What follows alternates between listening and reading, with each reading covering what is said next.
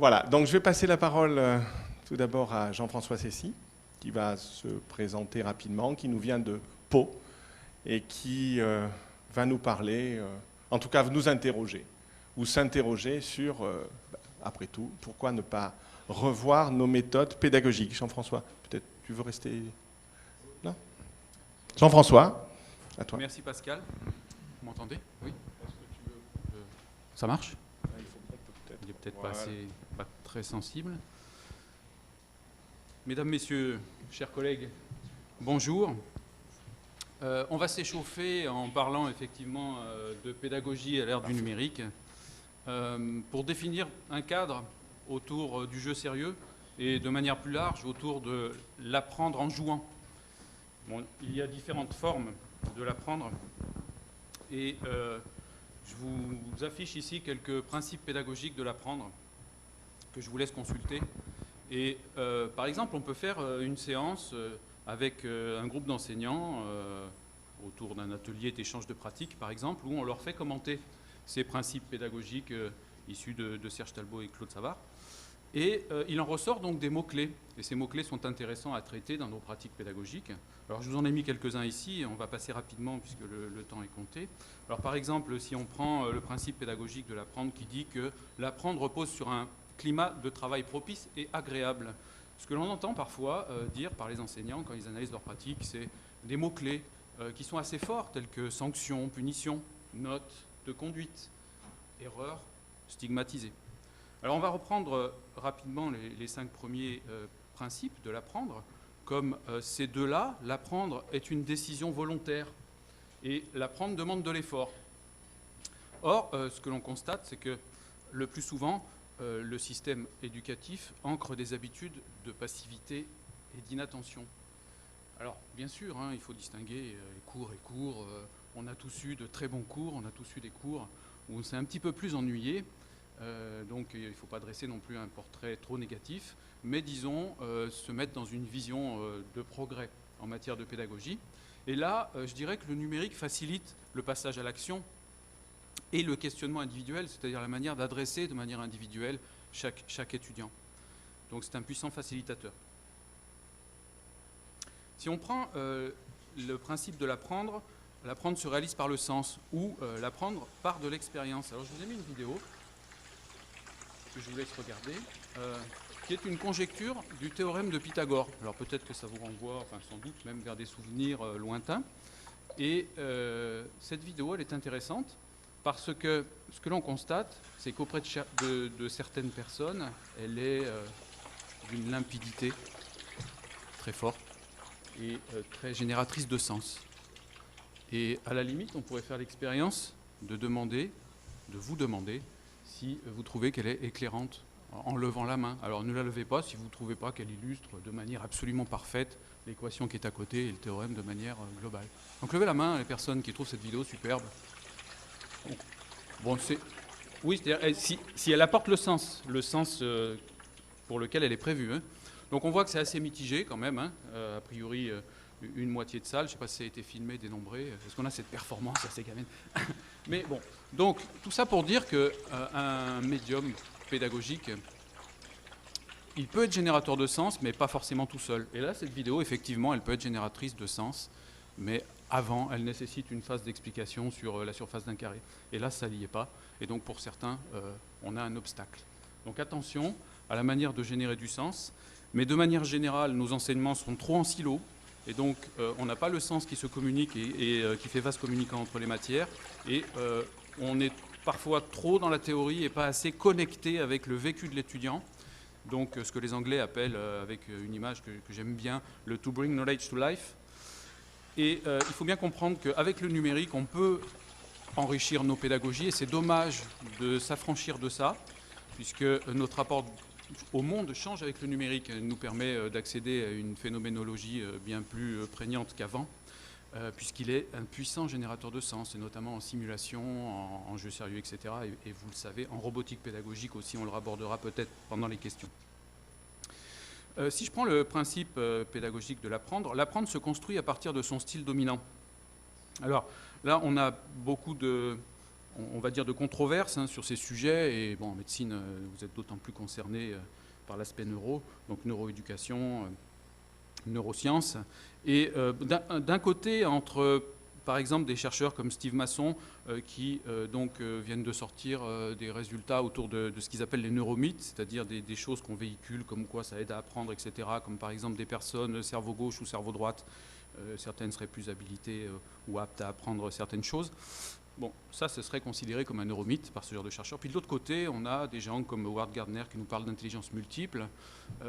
Or, on sait bien quand même, on ressent aussi au fond de soi, on l'a vécu, c'est notre passé d'apprenant, et puis on apprend tout au long de la vie, qu'on n'apprend pas tous de la même manière.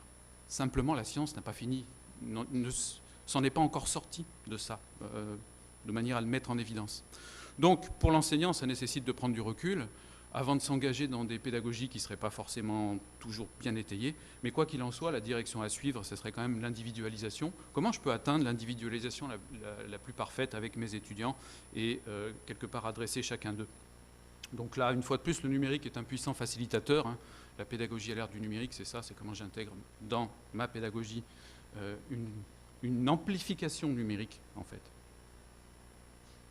Alors ce qu'il faut voir maintenant, une enquête 2015 qui vient de sortir donc auprès de 2600 ados américains, nous montre que nos étudiants seront hyperconnectés. Si je dis seront, c'est parce qu'en fait ils ne sont pas encore étudiants, puisqu'ils sont ados, et on va avoir une vague montante qui va arriver à l'université avec de nouvelles pratiques sociales.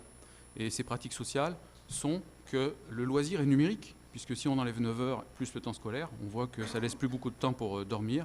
Donc ça veut dire qu'une grosse partie des loisirs sont numériques. On constate aussi que la solitude numérique, elle est le plus souvent consentie, puisque dans ce temps-là, si je ne veux pas être seul, je me connecte, et j'ai un puissant réseau, enfin un puissant, disons un réseau important, et donc si je ne veux pas être seul, dans la plupart des cas, je peux avoir donc une présence numérique. On constate aussi, et ça c'est intéressant, que cette génération-là réalise ses devoirs de manière synchrone. Alors ça veut dire que le plus souvent, ils vont utiliser Skype, par exemple, pour faire de la visioconférence entre eux, pour faire leurs devoirs, ou du chat, ou même du téléphone. Mais en fait, on constate un usage fort de visioconférence. Et cette génération-là arrive à l'université. On constate par contre que les personnes qui sont en amphi, les étudiants, enregistrent de plus en plus souvent les cours en amphi, que ce soit en vidéo ou simplement en audio. Donc on voit des pratiques numériques comme ça émerger autour de l'apprentissage ou des choses qu'on pourrait valoriser dans l'enseignement et qu'on ne valorise pas forcément pour le moment. Alors, si on regarde cette pyramide qui nous montre par exemple le taux de rétention moyen d'un élève, on est entre neuromythe et conjecture, hein, puisque là c'est des choses qui ne sont pas précisément actées, mais bon, souvent débattues et questionnées. Et donc, on sait que de toute manière, pour aller vers une pédagogie plus engageante, une pédagogie active, il y a certaines activités ou certains scénarios pédagogiques qui sont beaucoup plus efficaces que d'autres. Et un cours classique donc, propose un taux de rétention qui est assez faible. Si on passe par de la démonstration, du groupe de discussion, de la controverse, on met en activité donc la personne par l'échange, par le dialogue. Là, on a un taux de rétention qui est bien plus fort. Et quand même, les deux scénarios les plus efficaces seraient l'apprentissage par la pratique, donc le labo, hein. Et là, quelque part, le serious game, il serait par là. Hein. Enfin, l'apprendre en jouant, il serait là, donc dans les 75%, bon, même s'il sait apprendre avec beaucoup de distance, hein, ces chiffres. Et par contre, le scénario top serait quand même de mettre l'apprenant en posture d'enseigner, par exemple lors d'un exposé ou d'un transfert de connaissances. Et là, on a un taux de rétention qui est le meilleur. Et c'est pour cela, d'ailleurs, que on a eu des modèles qui ont existé hein, en France, donc fin 18e, début 19e, des modèles comme la classe de Pestalozzi en France, ou l'école mutuelle des Bell Lancaster School en Angleterre, où en fait, pour faire face à une pénurie d'enseignants, on utilisait les élèves les plus avancés pour former les plus faibles. Donc, ce qu'on a appelé l'école mutuelle ou l'enseignement par les pairs, hein, de nos jours, de manière un peu plus courante. Bon, ça n'a pas duré très longtemps, un petit siècle, puisque ça a été réformé en 1833 par l'apparition des écoles normales. Alors, moi, je me pose toujours la question de savoir si avant les écoles étaient anormales. Ça, c'est donc la formation des enseignants. Et l'enseignement simultané, donc, qui prend le pas sur l'enseignement mutuel. Donc, l'enseignement simultané, c'est la forme scolaire qu'on connaît de nos jours, hein. C'est-à-dire un prof devant une salle comble, enfin le plus souvent, pas toujours, et tout le monde fait la même chose au même moment, au même endroit, etc. Bon, si on prend en revue quelques photos rapidement, 50 ans plus tard, on a l'école laïque de Jules Ferry, qui est donc le modèle qu'on a maintenant à l'école, qui se massifie, par exemple ici avec une photo d'université.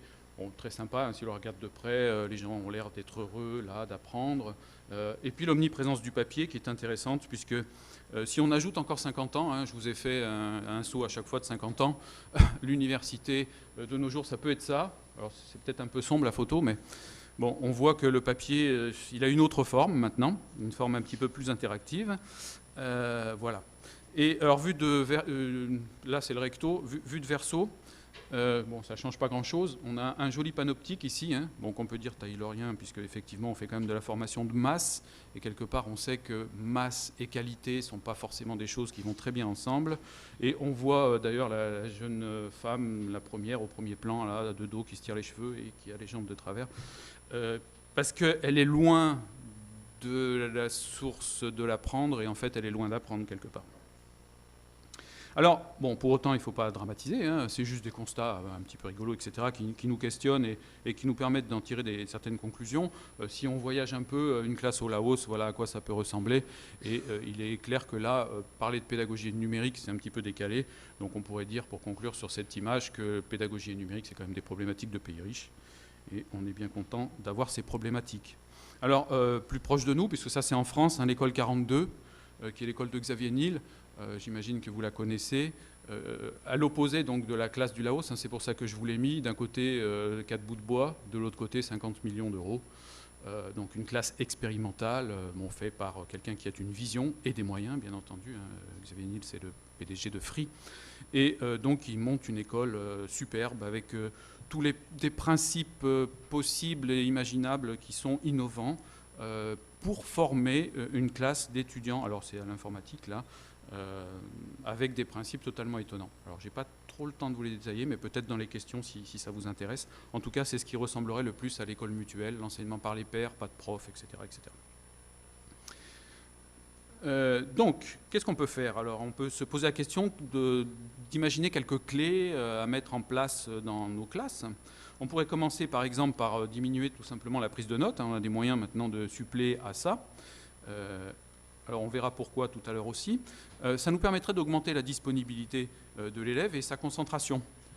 Alors l'objectif étant d'améliorer bien sûr la participation et l'interaction dans la classe, c'est quand même plus intéressant que de voir les gens écrire. Et ça a pour conséquence de développer la considération. Et quand on développe la considération, la motivation suit. Et si à ça vous ajoutez le fait de donner du sens et du défi, parce qu'il faut toujours du défi en pédagogie, un défi c'est pas juste de noter ce qui se dit et d'écouter, ça c'est pas un défi suffisant. Donc vous allez pousser à l'action. Et en poussant à l'action, vous êtes dans une pédagogie dite active.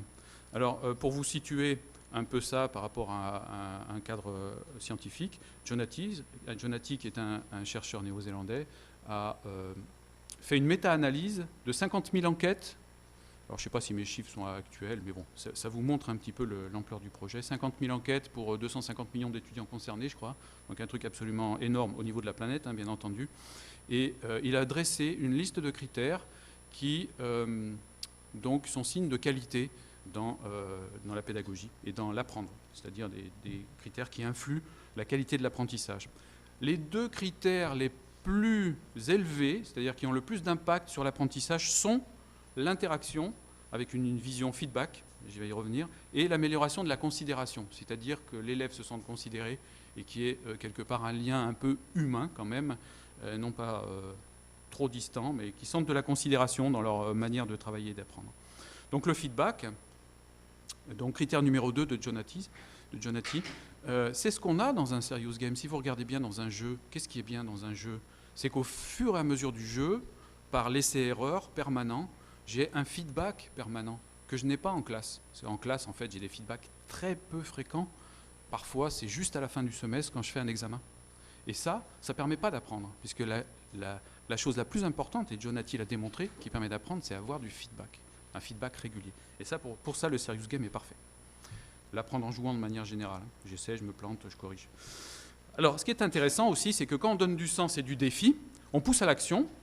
Si on ajoute à ça une dose de lien social numérique, on peut facilement le faire à travers les médias sociaux, enfin tous les outils, les plateformes qu'on peut mettre en place, ou un serious game, ou un jeu où on est multiconnecté dessus. On va rendre poreuse la frontière entre la vie scolaire et la vie privée. Et là, pour le coup, l'élève ou l'étudiant ne compte plus son temps pédagogique. C'est-à-dire qu'il ne travaille pas que quand il est à l'école, puis un tout petit peu le soir en rentrant. En fait, il ne compte plus ses heures. Puisque tout simplement, on a donné du sens, c'est ce qui fait l'intérêt. Donc il n'y a plus de frontières. Alors, je vous ai mis 4 niveaux d'engagement. En fait, il y en a 5. Le premier, c'est « je ne suis pas engagé, j'écoute pas » ou « je fais autre chose ». C'est important de le savoir puisque ça vous permet de scénariser des activités et de savoir dans quel niveau d'engagement vous allez placer vos étudiants.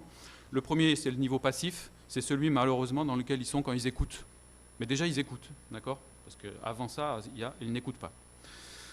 Actif, c'est quand on leur demande de manipuler le savoir qu'on a véhiculé. Constructif, c'est quand l'étudiant génère de l'information au-delà. C'est-à-dire qu'on lui demande quelque part de construire, d'aller plus loin.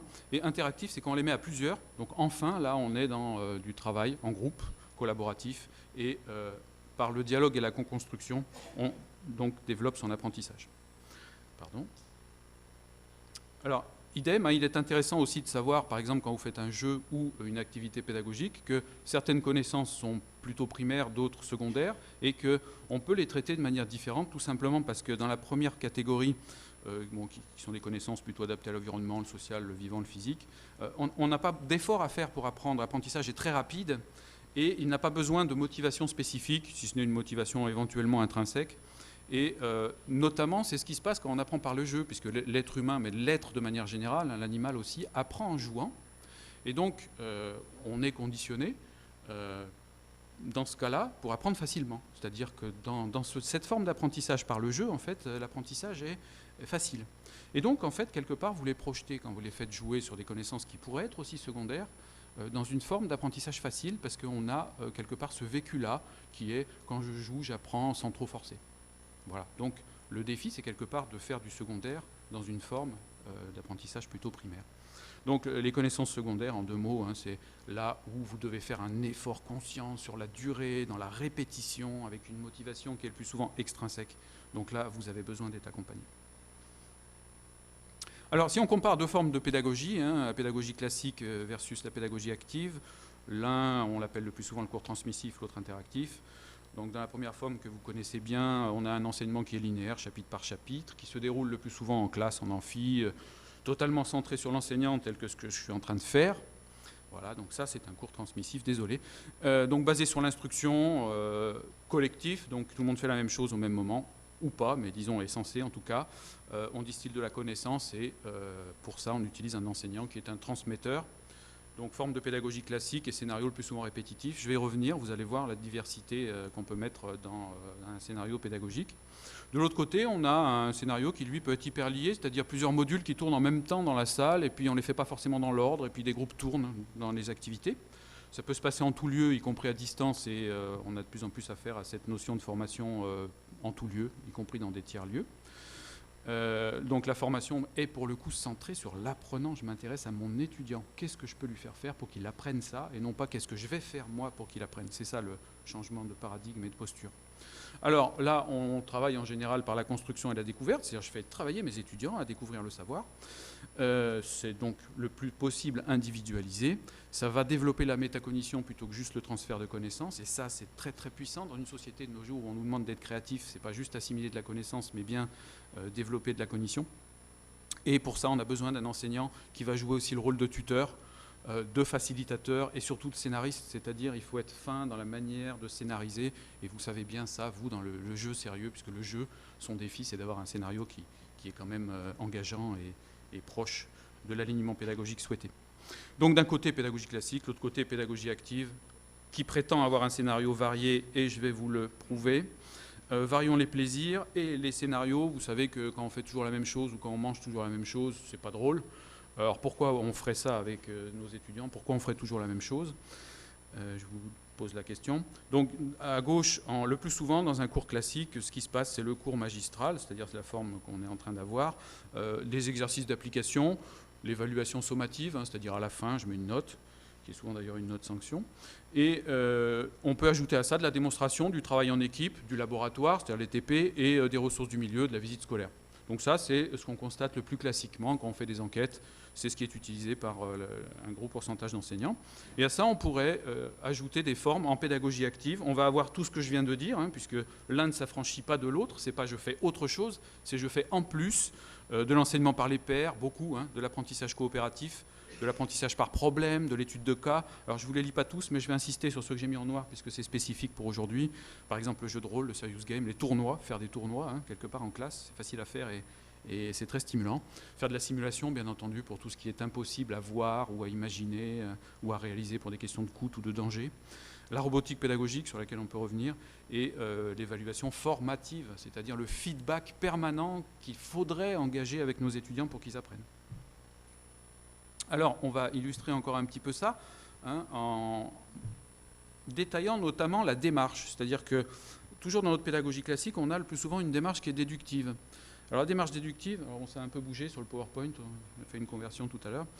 On part du cas général, le cours magistral, et on va vers des cas particuliers, les exercices. C'est ça la démarche déductive. C'est en fait, je fais des applications ponctuelles de concepts que j'ai vus avant. Mais le problème, c'est que le concept que j'ai vu avant, je l'ai étayé sur pas grand-chose le plus souvent. L'étudiant découvre, donc il est déstabilisé et l'apprentissage ne se fait pas. Dans la pédagogie active, ce qui se passe, c'est qu'on fait une démarche inductive.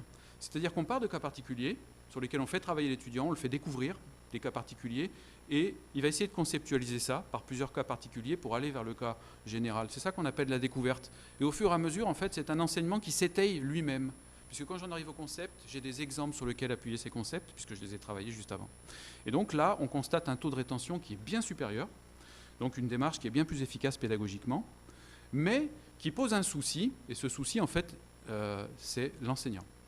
Tout simplement parce qu'en pédagogie classique, l'enseignant est en posture de maîtrise.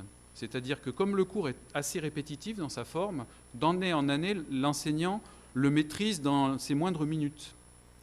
Et donc ça, c'est très très sécurisant, et quand on se retrouve comme ça face à un amphi, c'est pas facile. Alors que dans l'autre cas, en fait, on est dans des formes très coopératives, très actives, où il y a plusieurs activités à cadrer en même temps, et une grosse part d'imprévus, des situations auxquelles il faut faire face, qui sont nouvelles au quotidien. Et ça, c'est très déstabilisant. Et donc l'enseignant, il faut qu'il accepte d'adopter une posture du lâcher-prise, d'observer ce qui se passe, et d'apprendre aussi avec ses étudiants, c'est-à-dire de ne pas toujours savoir ce qui va se passer, de ne pas tout maîtriser. Et ça, c'est compliqué, c'est-à-dire ça nécessite une petite phase d'adaptation et de lâcher-prise. Alors du côté des méthodes, qu'est-ce qu'on peut en faire de tout ça ? Je vous ai mis donc à gauche et en bas l'enseignement transmissif classique, auquel on peut ajouter donc différentes étapes ou couches, comme l'auto-formation guidée. Alors c'est ce qu'on fait par exemple quand on fait des capsules vidéo ou un jeu aussi. Hein. Le jeu, c'est aussi une forme d'auto-formation guidée, puisque la personne est un peu autonome dans son avancée et ses progrès. On peut ajouter donc du travail collaboratif. Si on y met aussi de l'usage d'outils numériques, ça veut dire qu'on va pouvoir passer une frontière où la distance s'estompe, où on peut hybrider l'enseignement, c'est-à-dire avoir des parties qui seraient faites à l'école ou dans les murs, dans la forme scolaire, et puis une partie donc, en formation informelle à l'extérieur des murs. Donc ça nous permet de parler de concepts tels que la classe inversée et l'élève inversé, dont je vous reparlerai pendant les questions si vous le souhaitez. Alors, ce qui est intéressant à constater sur ce graphique, c'est qu'en bas à gauche, on a l'approche par discipline, d'accord, avec ce cloisonnement, cette mise en silo le plus souvent des enseignements, c'est-à-dire on ne sait pas trop ce que fait le collègue et quelque part, on ne donne pas de sens commun aux choses. Et puis, quand on s'éloigne comme ça, circulairement, donc vers les extérieurs, on a une approche dans la tradition de Jacques Tardif, dite par compétence. Et ça, c'est quand même une des révolutions qui est prévue dans l'enseignement, c'est-à-dire de non pas transférer des savoirs, mais faire en sorte de faire acquérir des compétences. Alors si vous ne voulez pas voir fleurir ce genre de t-shirt dans vos amphis, dans vos classes, etc., je vous encourage à intégrer de la pédagogie et du numérique dans vos enseignements, et votre objectif pédagogique, notamment dans le Serious Game, doit être de développer une pédagogie plus active. Voilà, je vais en rester là. Merci.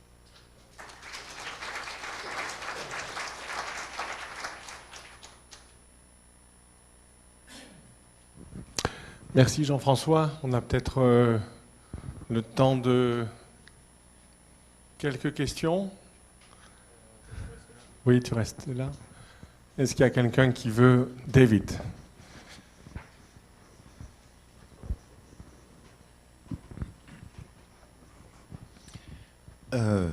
Je voudrais vous féliciter pour une présentation Merci. super. Hein. Mais j'ai une question. À un moment donné, vous avez dit qu'il faut que l'enseignant puisse lâcher prise. Alors, première question, comment? Et deuxième question, les étudiants là-dedans. Il y a beaucoup d'attentes de la part des étudiants qui vont dans une salle de cours où on fait des choses modernes, des jeux, etc. Ils sont un peu perdus. Donc ça suppose une formation sur la nouvelle pédagogie pour que les étudiants puissent se retrouver bien. Voilà, les deux questions. Ok, merci pour ces questions. Alors, la posture du lâcher-prise, effectivement, c'est pas facile de lâcher prise, mais qu'est-ce que ça signifie exactement? Ça signifie qu'on met nos étudiants en posture de découvrir eux-mêmes le savoir. Alors, on scénarise certains types d'activités ou certains objectifs, et par rapport à cet objectif, donc, ils vont devoir, par exemple, faire une recherche documentaire, co-construire, voire même s'organiser pour faire cette tâche. Et comme l'enseignant ne sait pas exactement ce qui va se passer, il y a des classes avec lesquelles ça se passe bien et des classes avec lesquelles ça se passe moins bien. C'est-à-dire qu'il va être là donc pour rediriger les choses, mais simplement c'est du cadrage. Et le lâcher-prise nécessaire, c'est d'accepter que les choses ne se déroulent pas telles qu'on les avait prévues et de faire avec ce que l'on a. Et parfois, on a mieux que ce qu'on imaginait. Moi, ça m'est arrivé, par exemple, une fois, j'avais prévu un cours. Alors, vous savez, l'enseignant, il est quand même stressé sur son timing et le plus souvent, il pose une question et il n'attend pas qu'on réfléchisse, que les étudiants réfléchissent avant de dire, bon, alors qui répond? Alors il y a toujours le premier de la classe qui va répondre, puis les autres n'ont même pas eu le temps de comprendre la question. Donc quelque part, on ne laisse pas le temps à l'enseignement, à l'apprentissage de se produire. Et le lâcher-prise, c'est un petit peu ça aussi, c'est laisser le temps aux étudiants, mais dans une moyenne assez large, ou même tout un chacun, ça serait mieux, si on peut individualiser, d'apprendre. Et pour ça, ça nécessite de laisser faire. Alors moi, je vous citais un exemple tout à l'heure que je n'ai pas conclu. Une fois, j'avais lancé une activité, puis j'avais prévu d'en faire une autre dans la matinée. Et la première activité marchait tellement bien et développait tellement des compétences annexes, telles que la négociation, l'organisation, etc., que j'ai laissé faire cette activité. Parce que je me dis, c'est tellement beau ce qui se produit, c'est tellement fort, et c'était organisé d'une manière très efficace, que j'ai dit, tant pis, on n'a pas eu le temps, c'est à moi de m'adapter, c'est pas toujours à eux. J'ai adapté en fait les cours que je pensais leur dispenser ce matin-là, j'ai laissé faire l'activité en cours, et je pense qu'ils en ont retiré de grands biens, et surtout on sent la motivation apparaître.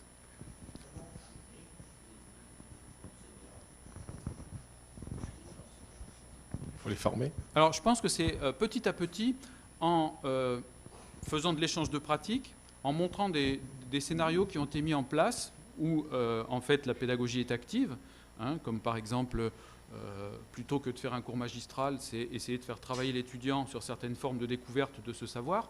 Je ne peux pas donner de cas qui marchent dans tous les cas. Par contre, moi ce que j'aime bien faire, c'est discuter avec un enseignant qui a une problématique précise dans sa discipline, donc il me parle de sa discipline, je lui dis choisis un cours, parce qu'on ne peut pas le faire de manière globale. Je lui dis choisis un cours, dis-moi ce que tu fais dans ce cours, on prend par exemple une séquence d'1 heure, parce que ce n'est pas la peine de dire on part sur 10 heures, et qu'est-ce que tu fais pendant cette heure-là? Et donc, il me décrit la modalité, les échanges qu'il met en place. Et à ce moment-là, moi, je lui montre une vision différente de ce qui serait possible de faire. Ça ne veut pas dire que ça peut fonctionner, parce que je ne suis pas prof de toutes les matières. Et il y a des choses, effectivement, qui sont compliquées à mettre en place. Mais en tout cas, le fait d'avoir une vision extérieure, une vision différente de la manière dont on pourrait mener ce cours particulier sur 1 heure, l'enseignant se met à réfléchir en disant, oui, pourquoi pas. Et au final, quand il teste, il se rend compte que ça ne marche pas facilement du premier coup, mais qu'il commence à lâcher prise.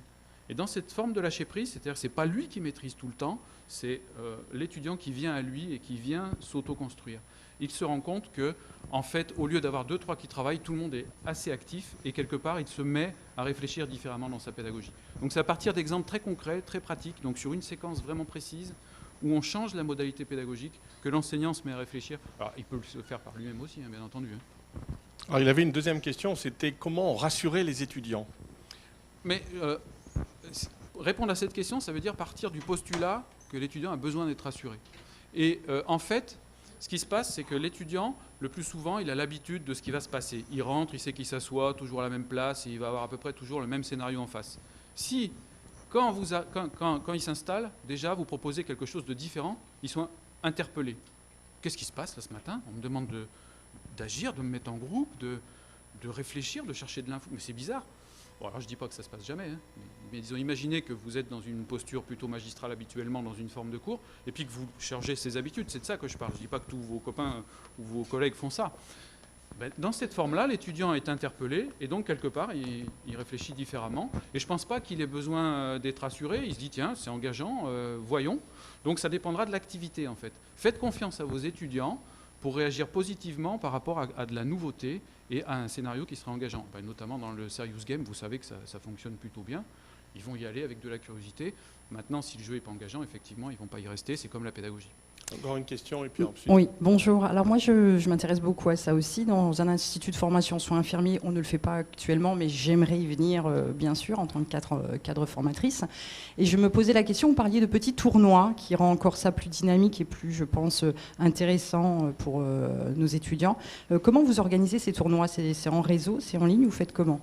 Un exemple simple, par exemple, moi j'utilise un logiciel de quiz en ligne, hein, très simple, gratuit en plus, qui permet de répondre sur smartphone, parce que le défi du pédagogue, c'est l'équipement le plus souvent.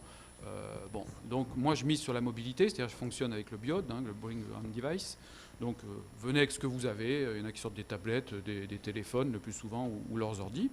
Et donc moi je lance un quiz en ligne, et je peux le lancer de manière classique, l'étudiant répond, et puis on a des scores, on a des graphiques, ça vous connaissez. Mais il y a aussi un mode tournoi, c'est-à-dire que je dis, bon, la moitié gauche de la salle, vous êtes rouge, et la moitié droite, vert, et donc c'est les premiers qui répondent, et puis le meilleur score qui gagne. Et donc quelque part, le fait d'avoir constitué des équipes, c'est exactement le même boulot, le même défi, puisqu'ils ont à répondre à un quiz, mais le fait de le ludifier, ça rend ça plus fun, et ils se mettent à répondre vite, etc. etc.